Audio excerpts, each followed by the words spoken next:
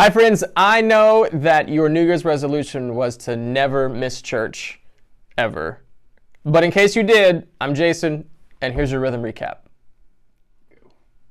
We recognize that most of your days are pretty routine. You wake up in the morning, you eat some Frosted Flakes, you go to school, your school schedule is pretty well set, and then after school you might have an activity, then you go home, you eat, you do your homework, you go to bed, you do it again the next day. But we also believe that God is constantly doing something, that God is constantly active, that God is constantly at work, that God is constantly leaning in so that His presence and His work intersects our daily routine. This happened on a huge scale when Jesus, God Himself, leaned into our world. And while Jesus was here, He pulls back the curtain on who God is and what God is doing. He does that a number of ways, through healing, through conversation, but also through parables, where He would say something like, the kingdom of God is like, and fill in the blank. In the book of Matthew, He puts it this way.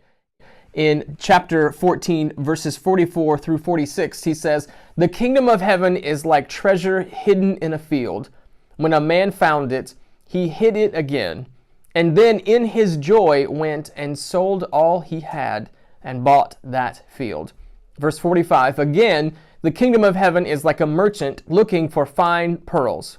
When he found one of great value, he went away and sold everything he had and bought it." Just like the man, just like the merchant, we don't manufacture God. We don't manipulate God. We discover God. We discover what God is doing in ourselves. We discover what God is doing in the world around us. And just like the man, just like the merchant, after we make that discovery, everything changes. Our direction changes. Discovery informs direction.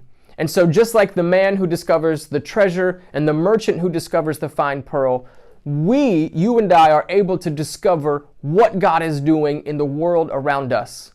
And just like the man, just like the merchant, we are able to change our direction to lean into the presence of God. My hope for 2019 is to do that, is to lean intentionally into the presence of God and discover anew who God is and what God is doing.